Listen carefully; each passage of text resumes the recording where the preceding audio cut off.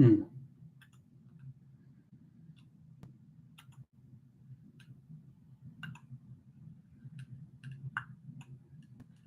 can't zoom out any further on here. All right. Go back.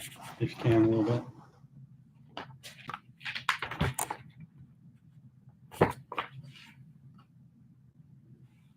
Perfect.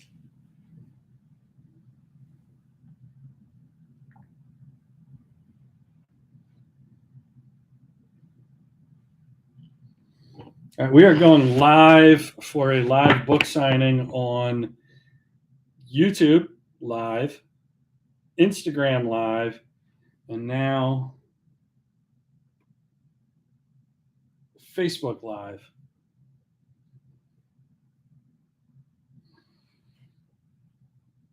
And I think we should have all of them fully activated. We're live on Facebook, Instagram, and YouTube, respectively. Coach Brew here, author of the new outstanding children's book, Rudy Kangaroo Moves Forward, illustrated by the one and only, the great Piper Colston. You'll learn more about her as we go here. Doing a live book signing for Riviera Independent School District in Riviera, Texas. Thank you to everyone who's supported the book so far. We've gotten a wonderful reception to it.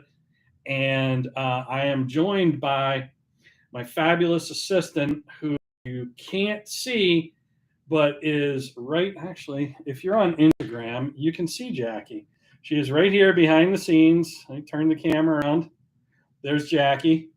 And she is going to be firing questions at me because I posted on social media at Coach Brew that we're going to do this as an Ask Me Anything while I signed 200 books for Riviera Independent School District, where people could ask me questions about writing a children's book and questions about the book itself. So Jackie is going to fire some of these questions at me while I sign 200 books. So we will get started right now. And if I'm not looking directly into your camera, it's because I'm multitasking and I'm also trying to look into another camera that is on Instagram Live and YouTube and Facebook. So we got 3 at once because I'm not doing 3 of these videos. No offense. We are going to do this all at once and let the signing begin. Oh, by the way, if you are one of those people who hasn't purchased a copy of the book yet, I bet you're wondering, Coach Brew, where can I get 200 of these to buy for my closest friends, family, and loved ones? Or maybe you're a teacher and you're thinking, this would be a great book to teach character traits in my school. And you'd like to buy anywhere from 200 to a couple thousand copies yourself. You can go to KukoRudy.com. The website for the book is KukoRudy.com. And how is that spelled, Jackie? Kuko, C-U-C-O, Rudy, R-O-O-D-Y. Jackie is very soft-spoken, so if you didn't hear that, it's C-U-C-O, Kuko, like the sign behind me, Rudy, and Rudy is spelled ROODY.com. And yeah, we do bulk discounts, by the way, and shipping is always free. Or as I call it, Coach Brew Prime, which is way better than Amazon Prime. So Jackie, what's the first question we have? Okay, Jamie Beckler has 3 questions. And his first question is having a children's book an X factor? So Jamie Beckler, at Coach Beckler on Twitter. He's a great follow, folks. He's a leadership expert and works with coaches and student athletes. He is asking if having a children's book is X factor. So clearly, because he used the phrase X factor, Jamie is a listener to my podcast that I co-host with the great John S. Rennie, the XFactor podcast. So, Jackie, XFactor is another word for like in a class by itself. One of a kind, just game changing, different, above and beyond, peerless. It's just a great figure of speech.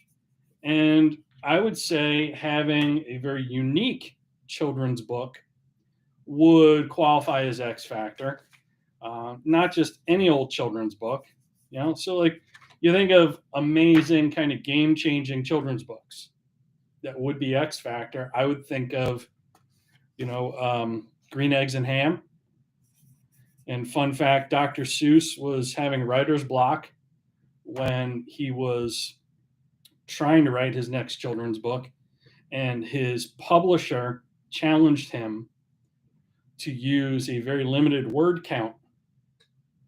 So as opposed to being able to write anything, he really narrowed the parameters to the manuscript. And that's why I do not like Green Eggs and Ham. I do not like them, Sam, I am. It's a lot of the same words, but it's very, there's a rhythm and a rhyme to it. And as a result, that became a very XFactor book. Is this an XFactor book?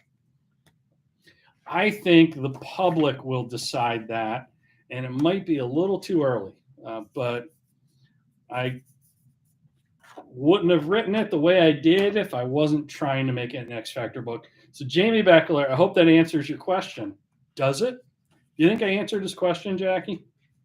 I think a good amount of the question.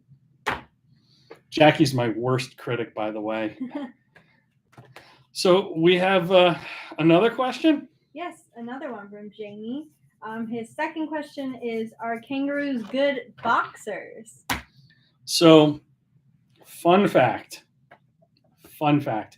I love kangaroos. Like everyone has like a quote spirit animal. The kangaroo would absolutely be my spirit animal. They are amazing. They're athletes. They are the most efficient mammals on the planet. Did you know that the kangaroo, the faster it moves, the less energy it expends, and the more efficient it becomes? Unlike every other mammal on the planet who, the faster they move, like a cheetah is probably the fastest mammal on the planet. The faster a cheetah moves, the more energy it expends. But the kangaroo is just kind of a fabulous science experiment, and they are great boxers. You see them in cartoons boxing. That's because they are willing to do that in real life, and they're very strategic mammals, if you will. The kangaroo will, when it's being attacked, will often run away towards a body of water. It's not to get in the water and escape or evade its predator. It's actually to lure the animal down to the water, and then once it gets it in there, it's going to drown it. So it's an animal that is playing chess, not checkers, if you will. And yes, they are fabulous boxers. Great answer. Okay, our last question from Jamie is... Jamie is full of questions. I know. Which character is modeled after you? Alligator was his suggestion. So that was his best guess, was the alligator was modeled after me. So there's a bunch of different characters in the book. Let me find a page that'll show you some of them. Okay, the alligator's right here next to Streaky Cheetah. And there's Rudy. Rudy is a red kangaroo, by the way. I wouldn't say any, and there's India elephant. I wouldn't say any of the characters are modeled after me per se, but when I wrote the book, it's about a young kangaroo overcoming challenges as a youth, in school, and learning lessons on mindset and resilience.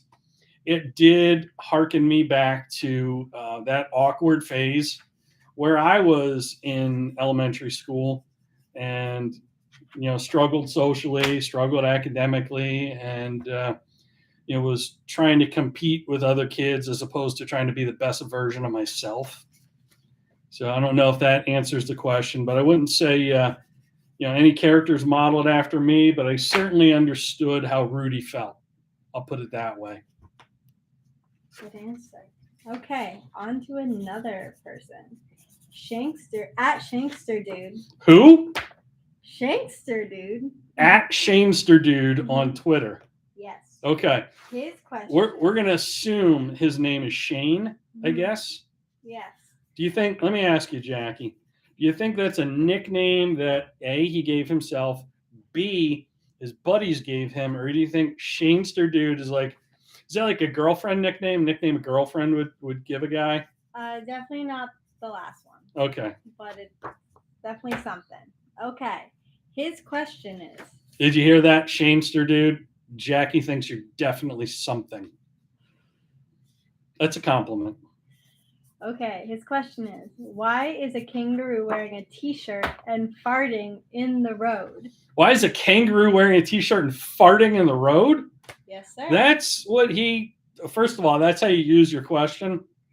Shame on you, Shanksterdude.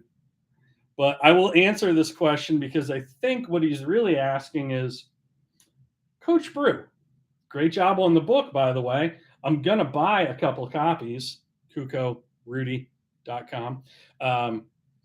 What's the significance of the cloud that Rudy has left behind, the cloud of dust that is kind of in the shape of himself?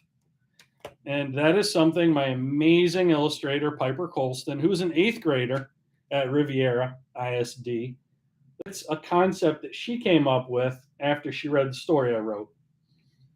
And she just really understood in a unique, insightful way that here's Rudy, and this is him leaving the shell of his former self behind. So that's sort of the symbolism behind the cover. It is not a kangaroo in a t-shirt farting. Shanksterdude. And I'm going to have to go on Twitter and see if I follow him. And if I do, that might warrant either an unfollow or maybe I just mute him for a couple months. Just kidding. I would never do that. I think it's a great question. I think it's a great question too, Jackie. And remember, at Shanksterdude, Jackie thinks you're something. Okay, next question. At El Guapo, how did Who? El Guapo. Who are these people? At El Guapo? I think it was a much longer username that I just couldn't read the rest of it. So I just shortened it to at El Guapo. If I'm not mistaken, this person I think is a doctor. But go ahead. Okay. How did you come up with pivoting to a children's book? So this is at El Guapo is a clearly a longtime reader of mine because I've written, for those of you who don't know, if you're new to my audience, I've written 17 business books on leadership, mindset, and business. And how did I pivot to this? Well, I always wondered if I could write a children's book. I thought it would be a children's version of my book, Seeds of Success. And I still think that could happen. But I had no intentions of writing a children's book. And over Christmas, a very wise, insightful, kind friend named Rhonda Yocklin approached me about the idea of, have you ever thought of writing a children's book, John? And I just said, I'm not really a children's author. I've thought of it, but I wouldn't even know where to begin or what to write about. And Rhonda wears my chin up, chest out apparel shirts. She got the shirts, the hats. She and her husband love the brand. Thank you so much for your support, by the way, Rhonda and Bert. And she wears her apparel to school. She's a teacher at Riviera ISD. And she said, the phrase chin up, chest out really resonates with my students. And she teaches, at the time, she was teaching 5th grade math. And she said, I think if you could write a children's story about that mindset and resilience and that concept of moving forward, that it could be a big hit, not just with my students, but with kids, you know. And she is someone who has seen a lot of children's books, obviously, as an elementary school teacher. And she said, frankly, why shouldn't you write a children's book? You're a good author. There are a lot of bad children's books out there. You could really do something to help improve the genre, and which is very kind. But this is my first attempt at a children's book. I got a writing coach for it, who specializes in the children's book genre, and I am really happy with the way it turned out. Never would have happened without Rhonda. She's very humble and unassuming, won't take any credit for anything, much less this project, but I can tell you none of this would ever happen without her. So that is exactly El Guapo. That is exactly how I pivoted to writing a children's book. And, you know, the more I thought about how people consume books and how much, or shall I say, how little people read anymore these days, because there's so much more content being thrown at us online every day, and less people are reading. And honestly, the reading level in the United States continues to diminish dramatically. We're at a 6th grade reading level on the average in the United States. Kind of alarming, but probably not surprising. And this book is geared to a K through 6 audience. So while it is a children's book, I think, you know, who tends to read children's books? Parents tend to read children's books to their kids. So also, the parents will be getting this same message about power mindset and resilience that their kids are getting. So yes, technically it's a pivot towards a children's audience in some respects. In other respects, really, I think it's something anyone's going to get something out of.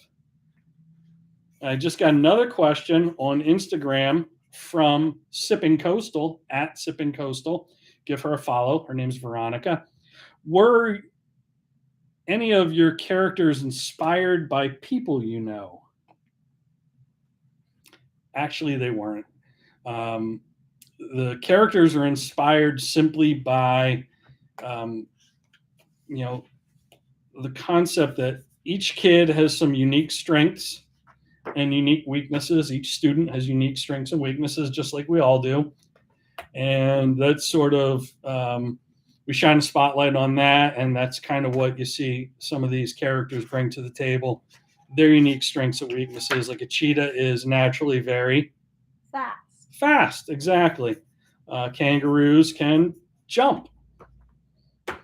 An elephant has a great memory and is very smart. So it's just simply character traits that different animals have that are also talents that different kids have. So it, I think, makes for a highly relatable book for kids, and they'll see different parts of themselves, or maybe they'll see themselves in different characters other than Rudy. Great question, though. And next question, Jackie. Okay. And if anyone else has questions, feel free to comment anywhere.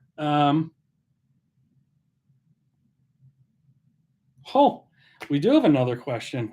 This one on Facebook Live is from Paul Weaver. Coach Brew, will there be a sequel?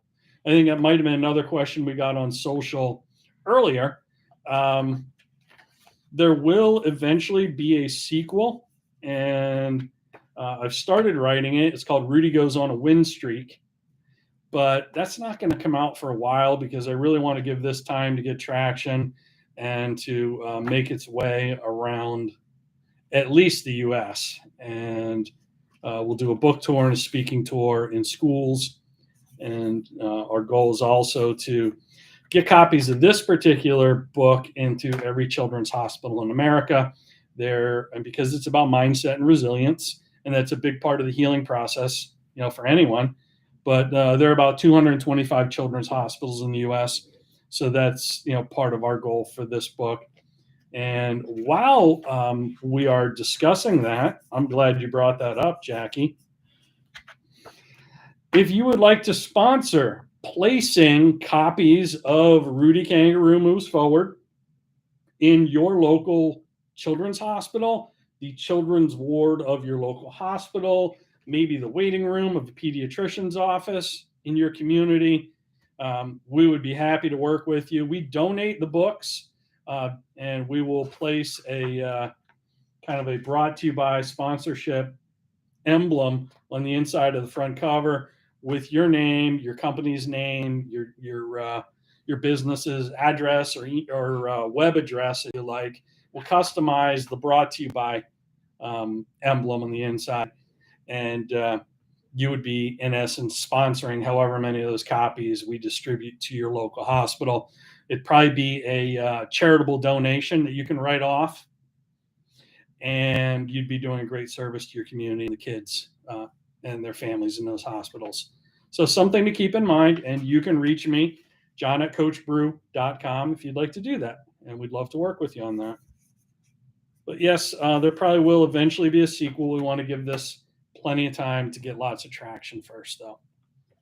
Jackie, do we have another question? Oh, yes, we do. Is it from @shanksterdude? No, it is not. It's Good. actually from Harry L. How did you find the Illustrator?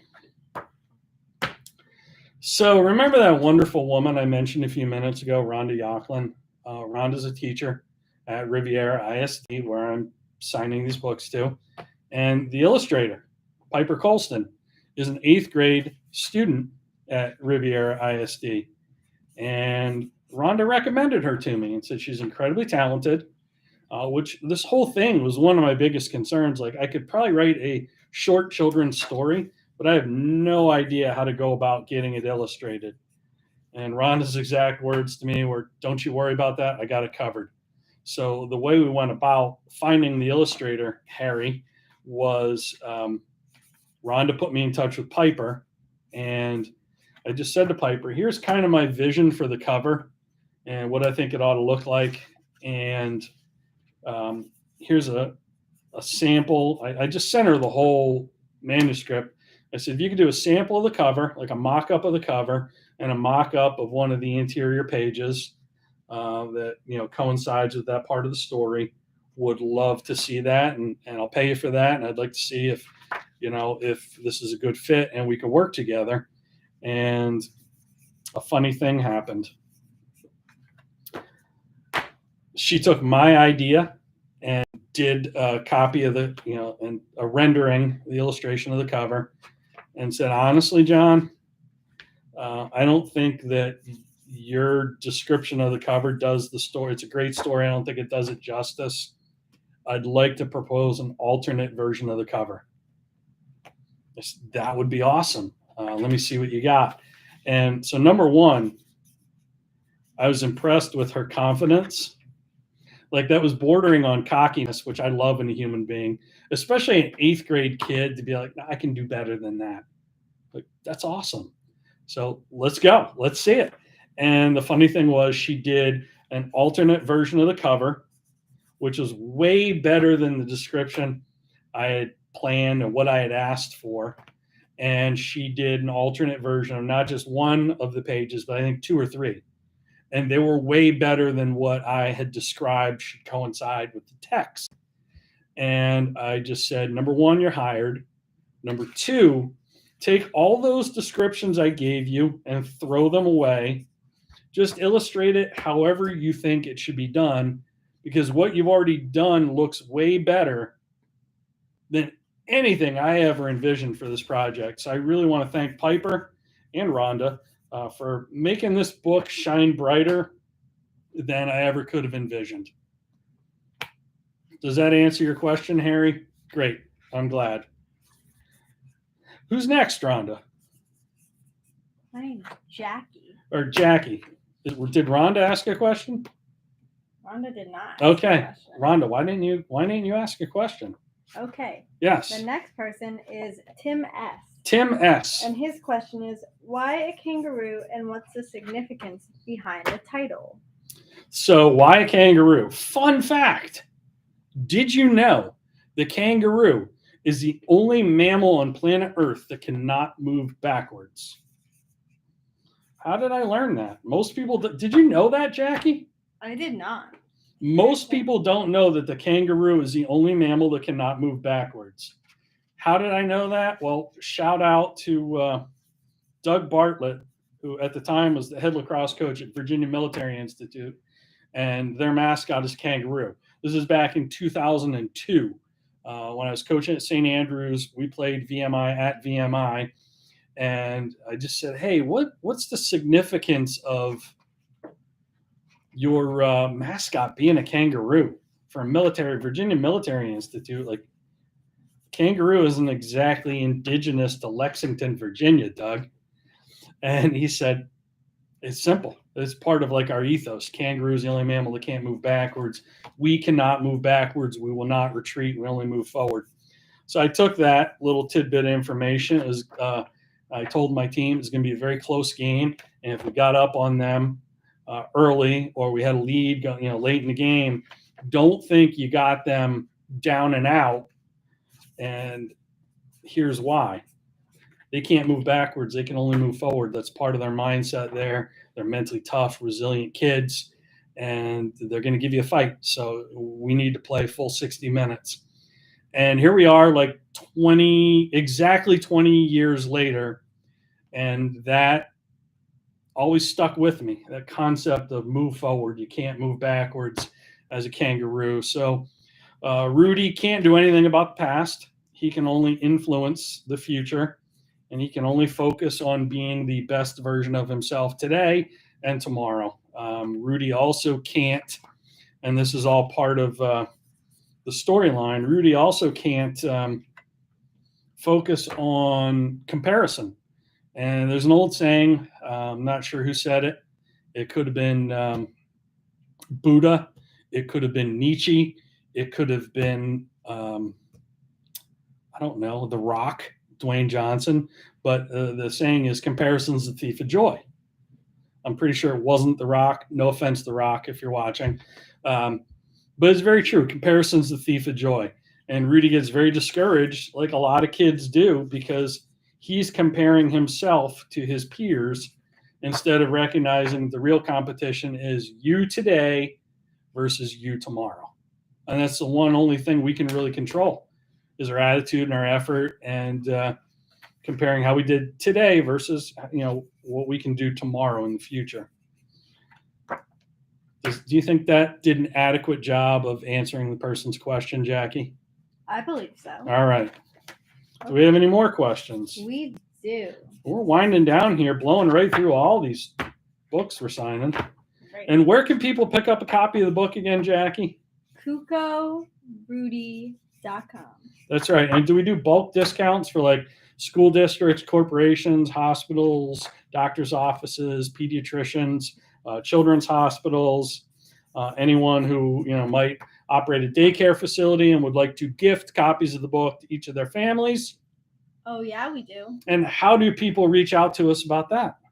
Go to KukoRudy.com. And click the little contact us button and just say, Brew, talk to me. Can I get a deal? Next question. Perfect. So next question is from Gary. Do you have plans to write an additional children's book? I think I already answered that, Gary. I envision this being a series of books about young Rudy. The next one will be Rudy Goes on a Win Streak. And that's going to be about like the importance of protecting your confidence and developing momentum, celebrating small successes each day. So that's the plan or the framework for the next book in the series. But we're going to give this one plenty of time to enjoy a lot of success and get in the hands of a lot of people that I think it can help. Okay, great. So now I have some questions. This wasn't planned. This wasn't scripted. You're going to grill me, Jackie? Oh, yeah, I am. Okay. How did you decide to write this particular story? how did I decide to write this particular story?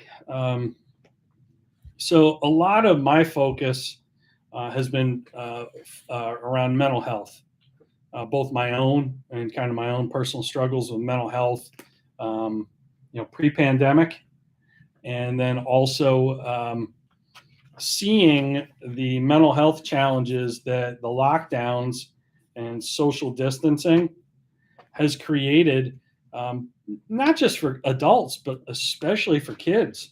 They got shifted to remote learning, and a lot of times parents weren't home.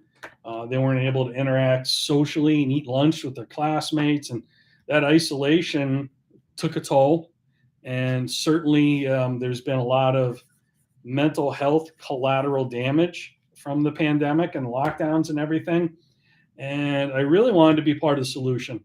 So for adults, I wrote a book, which is kind of a daily reader called Move Forward, which is available at coachbrew.com.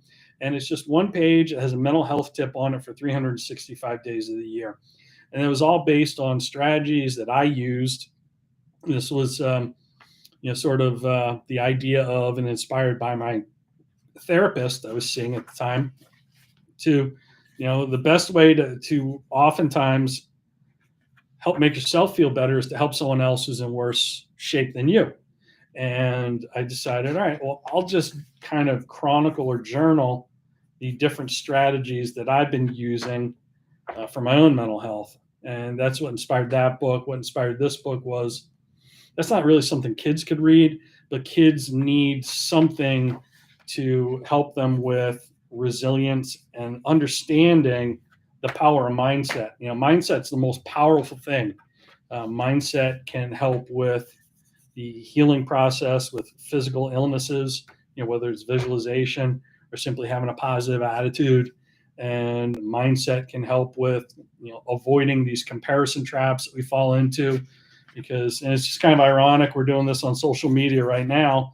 But if you think about it, and this is especially true for youth, you compare your blooper reel that you have running in your head to the highlight reel that you see people post, say on Instagram, Facebook, or YouTube. And you're not seeing most people's real life up close and personal. You're seeing a highly curated, airbrushed, filtered, auto-tuned, if you will, version of their life. And you're only seeing, the highlights. Well, what do we tend to replay in our mind more than anything? Things that went wrong in our day, in our life. And it makes you feel less than. So this book was designed to help kids avoid that comparison trap. And, that's really kind of that was my inspiration for writing it, and the reason that I think that it could be a valuable resource specifically in schools with students, perhaps teaching character traits through elementary school guidance office as part of their curriculum. So that does that answer your question, Jackie? It does. Okay. Did that spur any other questions or thoughts that you might have? Me? Yes, ma'am. Oh, of course. Well, you're the one grilling me with questions now. I have plenty of questions. Okay, hang on. For those of you who don't know exactly who Jackie is and what she does, I would say that she is interning with me, or I would say that she is, quote, my assistant, but that would not be an adequate description. She's kind of the air traffic controller of all things Coach Brew related, coachbrew.com, whether it's the website, social media, our radio station, the clothing brand, this project, my other books, whatever it is. She's got her hands in it, and she's involved with the day-to-day operation of it. I would say, if you have business cards here, I would say that when we order your business cards, it should just say Jackie, and your last name, which I won't share because I don't want anyone stalking you. And then it would just say brains behind the operation, coachbrew.com. Is that fair? She often describes herself as my therapist, my babysitter, and what else? That kind of covers it. That kind of covers it. Okay. Wow. Tough crowd today, folks. Okay. What else do we have, Jackie? My next question is, did you feel like it was a big risk to give the opportunity to illustrate the book to an 8th grader? This is a great question. Did I feel like it's a big risk to offer the opportunity to illustrate this book to an 8th grader? And I think that in theory, one might think that is, wow, you're really kind of taking a chance. And I would say, based on the quality of the work samples I just witnessed, no, I wasn't taking a chance at all. I got to see really, really quality illustrations that I think are as good, if not better, than anything I ever could have received from a quote professional grown up illustrator who specializes in children's books. And I do believe there's a very good reason for that. And the reason is, illustrators are in the business of illustrating. As stupid as that might sound or oversimplified, a typical professional illustrator goes from project to project, and they aren't necessarily consuming the project or have experience with the product quite like, let's say, an 8th grader who also is a very talented illustrator. So as I said before, Piper made this project shine brighter than I ever envisioned. And I think the reason for that is, number one, she's talented. Number two, she's mature. Number three, she's very insightful.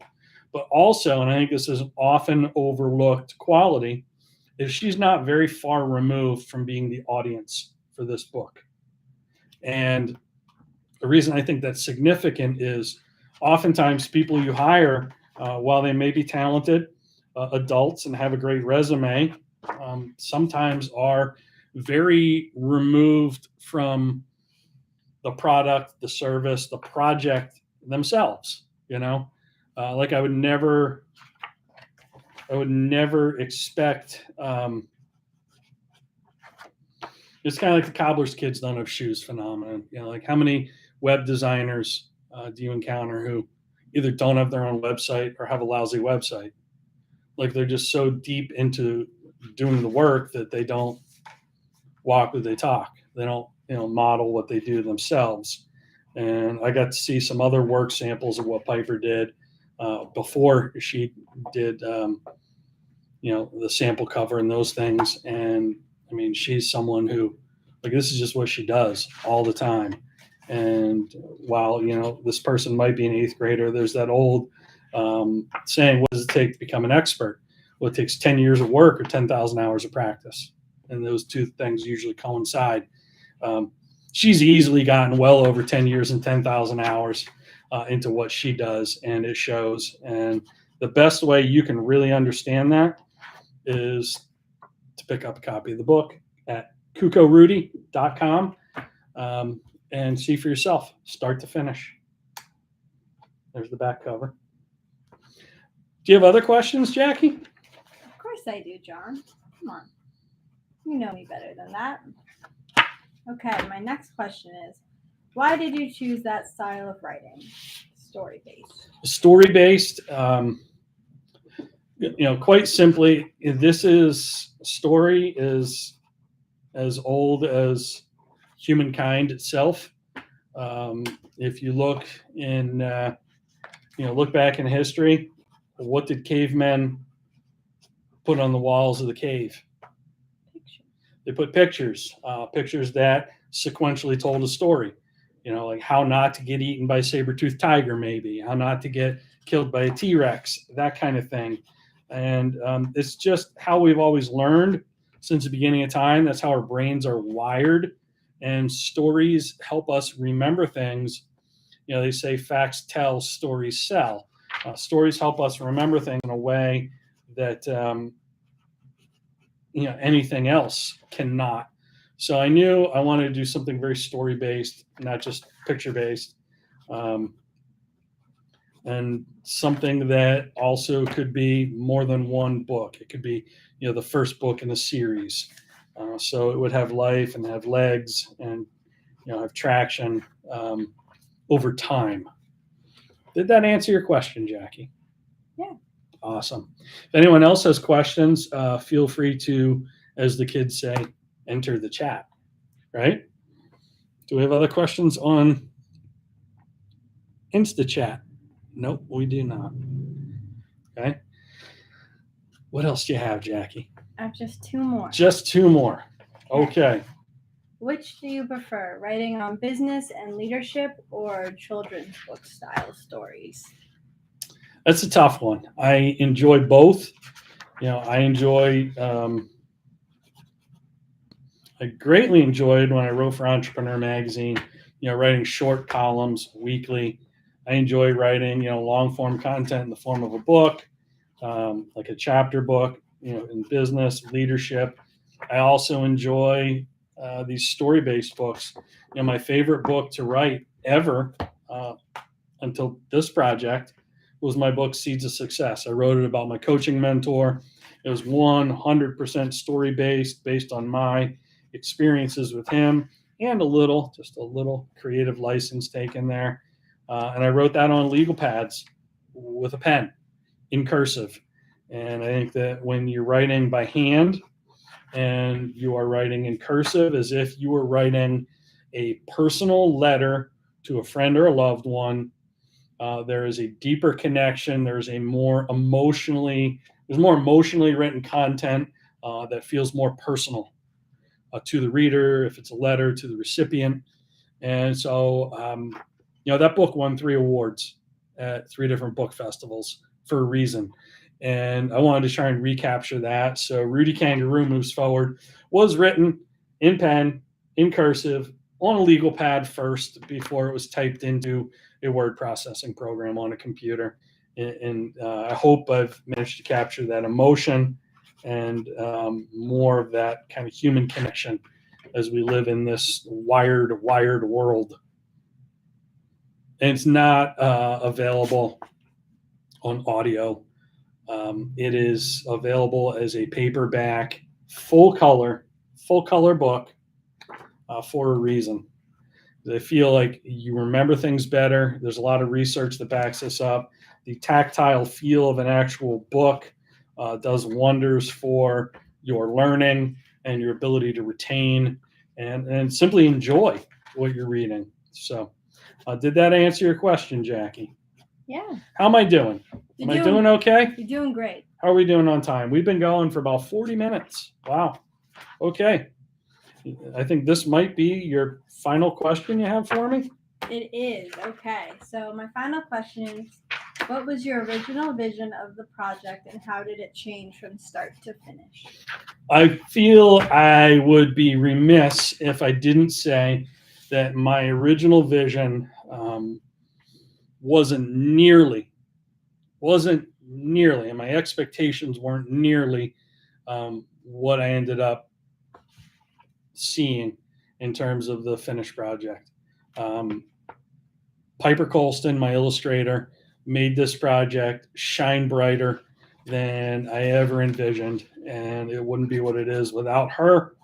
And it was really interesting because this is someone I never met in person. We didn't even have a phone conversation until after the book was published.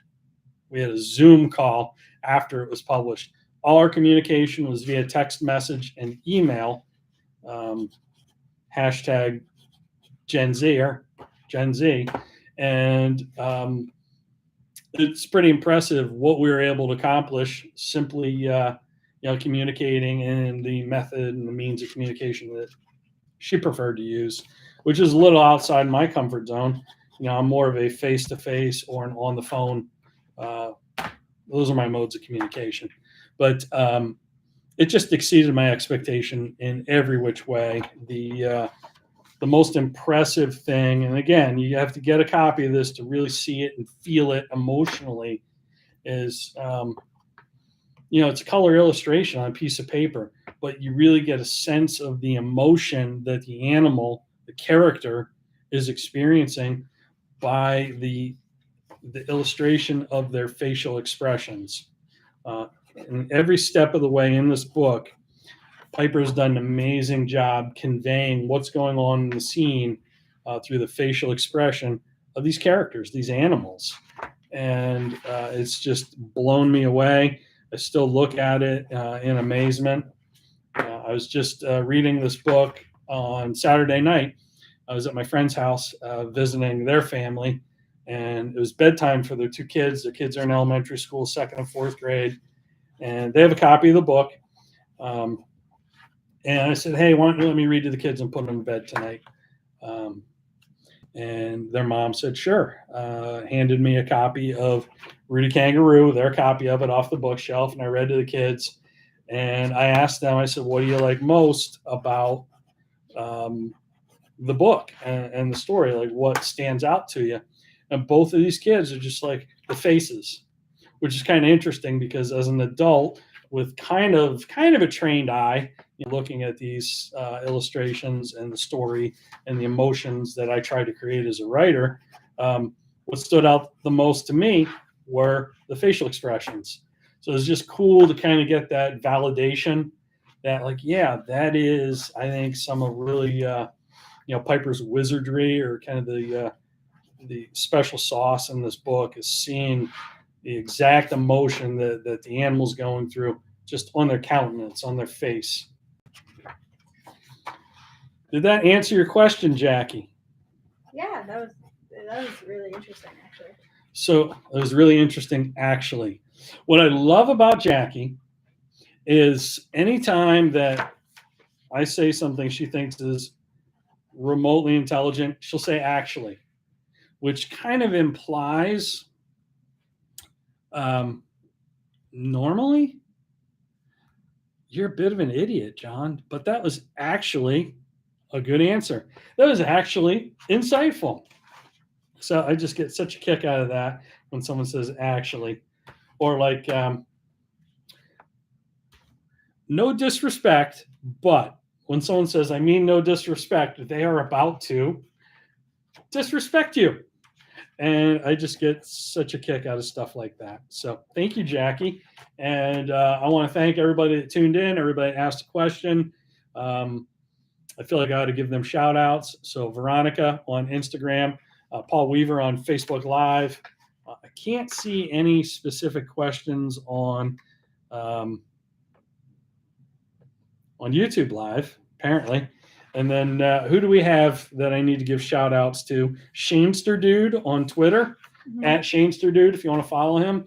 El Guapo MD something or other on Instagram.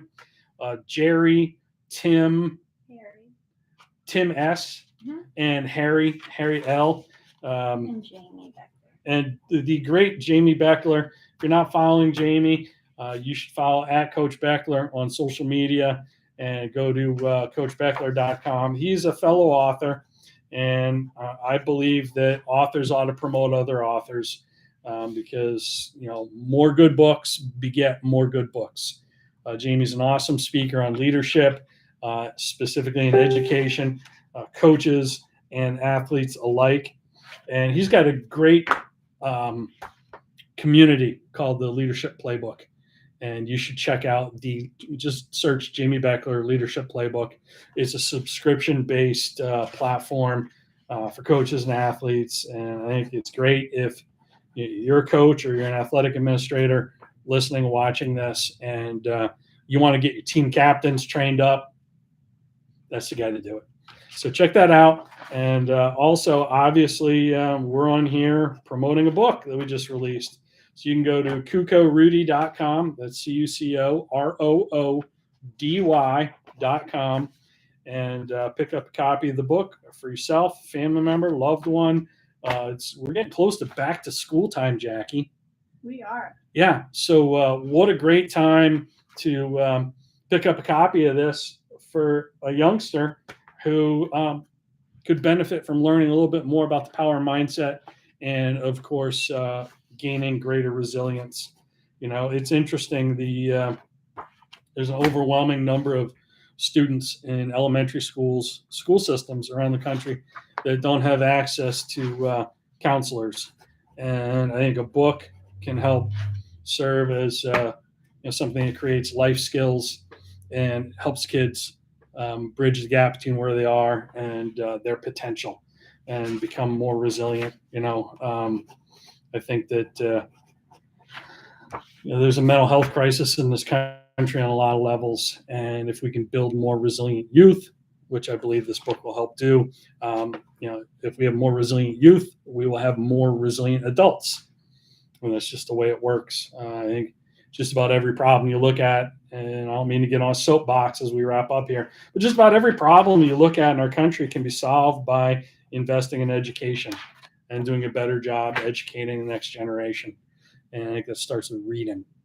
Whether it's my books or anyone else's, it starts with reading. So I'd encourage everybody to head over to kukorudy.com, get yourself a copy of the book for whoever it is in your life that could benefit from it. If you're a teacher, love to work with your school district. If you would like to sponsor, underwrite the cost of placing copies of this book in a children's hospital, children's ward of your local hospital, pediatrician's office, that kind of thing, reach out to us on the Contact Us page on the website, and we'll work with you to have you sponsor and underwrite getting those books in the hands of the kids in your community. So thanks, everybody, for joining us. This is me signing off. Thank you to Jackie for filming this and asking all these fabulous questions, putting me on the spot. And a big thank you to Riviera ISD in Riviera, Texas, Rhonda Yocklin, and the whole administrative team over there for supporting this book as much as you have. It's been a real blessing.